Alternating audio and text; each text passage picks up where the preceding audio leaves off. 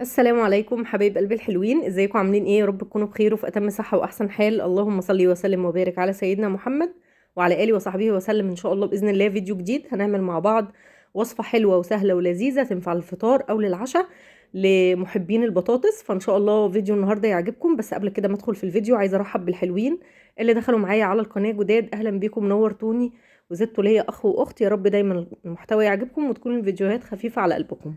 يلا بينا بقى نشوف هنعمل ايه. نشوف المكونات بتاعتنا ونشوف الطريقة. اول حاجة زي ما قلت لكم هنعمل صينية كده او طاسة بطاطس بالبيض، فهنعملها بطريقة سهلة خالص. معانا اول حاجة حبيتين من البطاطس الوسط، قشرتهم كويس وقشرتهم وغسلتهم كويس، وبعد كده بشرتهم وغسلتهم تاني وصفتهم تماما من المية. معايا كمان 3 حبات من البيض، معايا جبنة موتزاريلا، جبنة تركي، وكمان معايا فلفل اسود وملح. يلا طاسة على النار.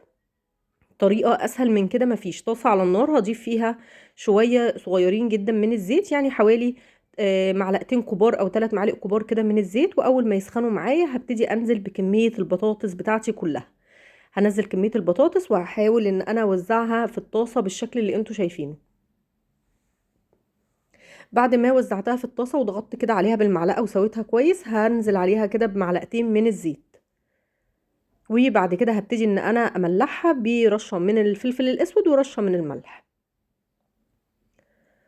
طعمها حلو قوي ولذيذة وان شاء الله باذن الله هتعجبكم.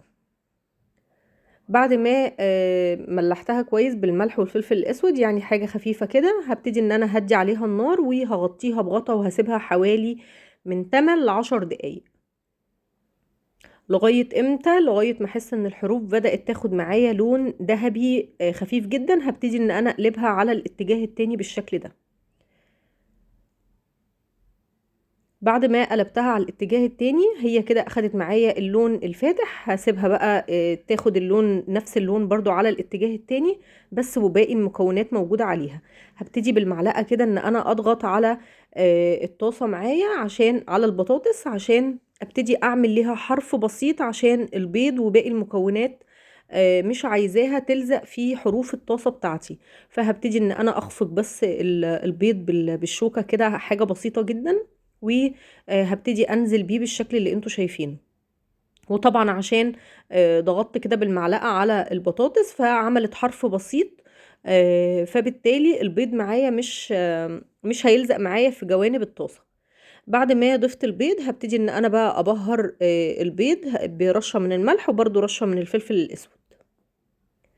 بس كده دور الملح والفلفل الاسود معايا خلص. انا بهرت البطاطس من الناحية التانية والناحية دي بهرت البيض. بعد ما بهرت كده البيض بملح وفلفل اسود، وطبعا عامله حسابي في الملح عشان الجبن. هبتدي ان انا اضيف بقى الجبنة التركي. كمية طبعا ضيفي الكمية اللي انت عايزاها. بعد كده هضيف بقى شرايح من الفلفل الرومي، وطبعا ممكن تضيفي برضو فلفل سبايسي، بس انا ما حبيتش اضيفه في الوصفة دي عشان الولاد. هضيف الفلفل بالشكل اللي انتوا شايفينه، وبعد كده هضيف الجبنة الموتزاريلا، هوزعها كده بالشكل اللي انتوا شايفينه. بتمنى اللي لسه ما نورنيش بالاشتراك في القناة نوروني بالاشتراك في القناة وفعلوا زر الجرس على الكل، عشان كل ما ننزل فيديو جديد تكونوا متابعين معايا للفيديوهات. بحبكم في الله ودمتم في حياتي اغلى واحلى اخوات وصحاب.